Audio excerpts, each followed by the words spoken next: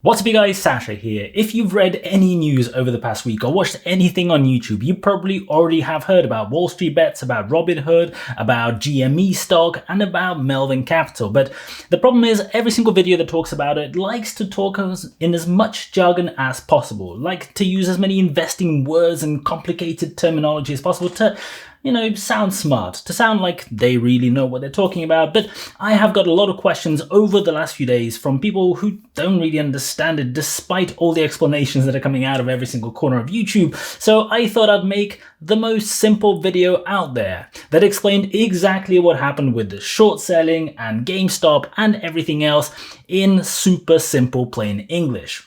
So without further ado, here goes. So let's imagine that I have an old car, a complete banger. It's sitting in my driveway gathering dust and I don't really need it. I don't need it for the next 12 months at least. I don't have really any plans with it. And at this point, a friend of mine, let's give him a completely made up, not based on anything name, just a random name. Let's call him Melvin.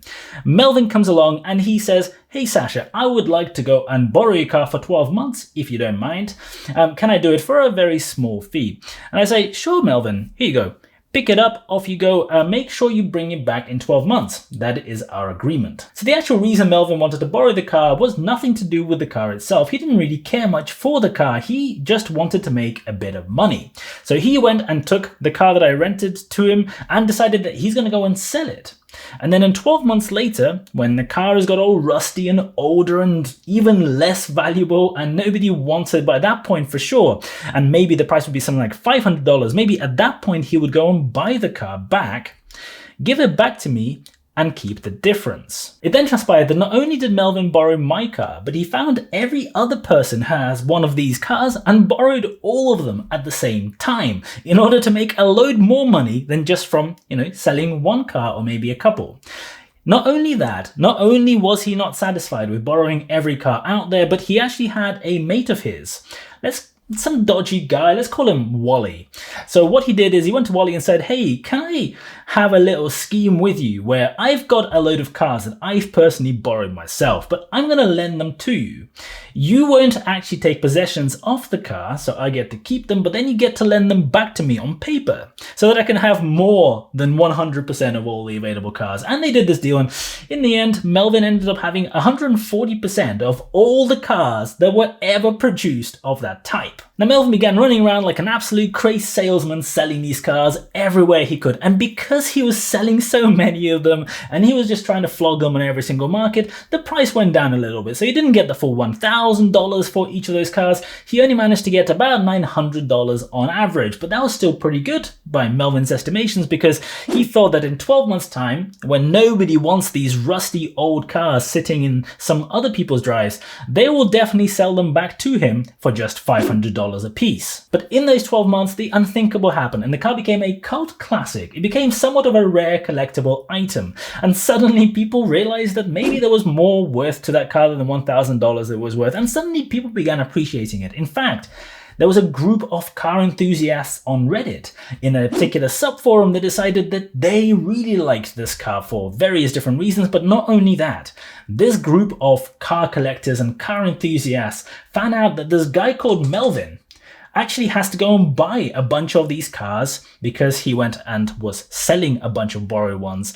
They realized that he has to go and buy them at some point in the near future. So if they went and bought these cars and the price rose as they were buying them, they knew there was a buyer sitting there who would have to buy them off their hands if they wanted to sell them and make a bit of money themselves. So while having a bit of fun with the cars and a bit of banter, these car enthusiasts went and bought as many of those cars as they could afford. And the price for those cars rose as more and more people were buying and less cars were available in the market. The price rose from $1,000 up to a mighty $10,000 per car. So naturally enough, Melvin got very upset because he very soon had to buy all those cars back, and he would have to buy them at a much inflated price, losing over $9,000 per car in the process, so that he could give them back to all of his mates, including Wally and including me. And in the process of thinking how to go about it, he thought that he'd just pull another dirty trick. So what he did is he went and picked up a phone to some car salesman friends that he had. Let's give him some completely random names. For example, Robin and Webull. Now, what he did is he called them up and he said, hey, let's do this deal. So you go to your customers who go and buy and sell cars through your platform, and you tell them that unfortunately, to protect their best interests, they shouldn't be allowed to go and buy any of those cars, because imagine the complete disaster it would be if those customers went and bought those cars for $10,000, but the next day, the very next day, the car price collapsed and those cars would only be worth $500. That would be unthinkable, and it would be the right thing to pretend that you're defending the customer's interest by not letting them go and buy them, but make sure you let them sell them, because Melvin wants to go and buy all those cars that the customers are selling on the marketplace, and also because nobody else can buy them, hopefully the price will go down a little bit as well. So Melvin went and began buying all of those cars back from the open market at $10,000. The price kept jumping up and down, but they were still way more expensive than anything that Melvin had expected. Now, he even had to go and borrow some money from some of his friends who do similar dodgy deals in order to be able to actually begin the buying process. The problem was that not all of the car enthusiasts were wanting to sell. Sure, some of them went and sold their cars because they thought, hey, $10,000 is a decent price. I actually made money. I don't really want to continue having this car. Let somebody else have it. So they went and pocketed the profits. But the issue was the number of cars that these guys borrowed was so large, it would take them literally days to go and buy all of them back, even if everyone was going to be able to sell them.